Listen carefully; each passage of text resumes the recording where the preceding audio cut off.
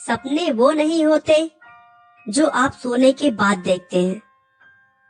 सपने तो वो होते हैं जो आपको सोने नहीं देते। ऐसा कहना है भारत रत्न डॉक्टर एपीजे अब्दुल कलाम का, जिन्होंने अंतरिक्ष और रक्षा विभाग में भारत को इतना बड़ा योगदान दिया है जिसे हम शब्दों में बयां नहीं कर सकते। रक्षा विभाग में उनके योगदान की वजह से उन्हें लोग मिसाइल मैन के नाम से भी जानते हैं। अब्दुल कलाम 2002 से 2007 तक भारत के 11वें राष्ट्रपति बने रहे, जिन्हें यह पद टेक्नोलॉजी और साइंस में उनके विशेष योगदान की वजह से मिला, न कि हमारे देश की गंदी राजनीति की वजह से। लेकिन दोस्तों, कलाम को यह कामयाबी इतने आसानी से नहीं प्राप्त हुई थी। इस कामयाबी के पीछे एक बहुत बड़ा संघर्ष छुपा हुआ है। आइए हम उन्हें अच्छी तरीके से जानने के लिए उनके बचपन से शुरुआत करते हैं। अब्दुल कलाम का जन्म 15 अक्टूबर 1931 को तमिलनाडु के रामेश्वरम में एक मुस्लिम परिवार में हुआ था। रामेश्वरम जो कि पहले मद्रास में था, लेकिन अब वह तमिलनाडु राज्य में है।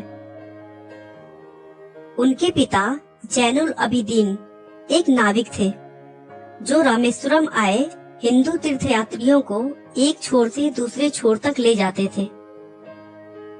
शुरू से ही उनके परिवार की आर्थिक स्थिति बिल्कुल भी ठीक नहीं थी।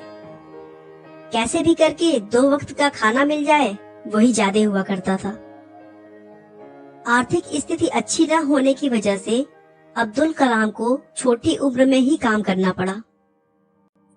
वह अपने घर वालों के आर्थिक मदद के लिए स्कूल से आने के बाद न्यूज़पेपर और मैगजीन बेचने का काम करते थे।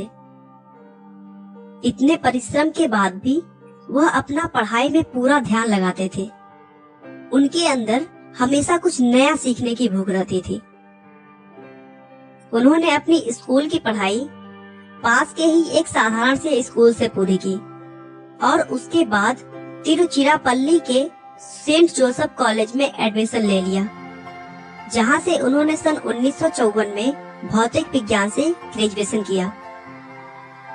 उनके पढ़ने और लिखने की शौक की वजह से उन्होंने पढ़ाई बंद नहीं की और आर्थिक स्थिति अच्छी न होने के बावजूद भी उनके लगन और मेहनत को देखते हुए उनके घर वालों ने पूरा सपोर्ट किया और आगे की पढ़ाई भी करवाई।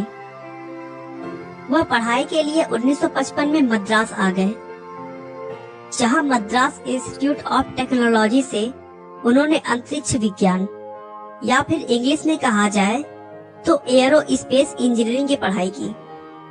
इंजीनियरिंग की पढ़ाई पूरी करने के बाद अब्दुल कलाम रक्षा अनुसंधान और विकास संगठन यानी DRDO में वैज्ञानिक के तौर पर चुने गए।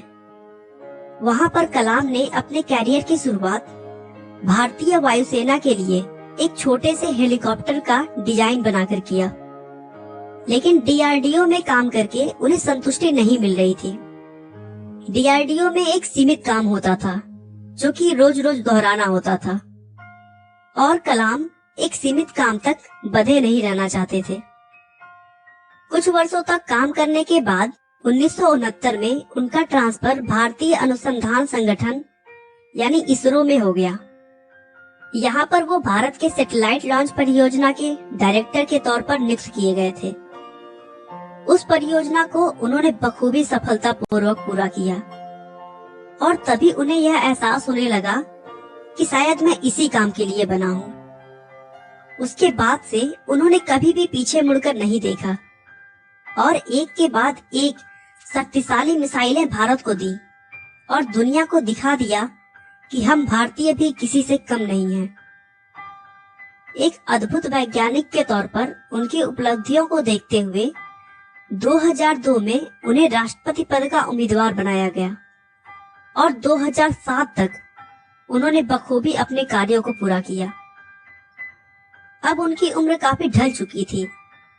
इस उम्र में आकर हर व्यक्ति आराम करने की सोचने लगता है, लेकिन उन्होंने ऐसा नहीं किया।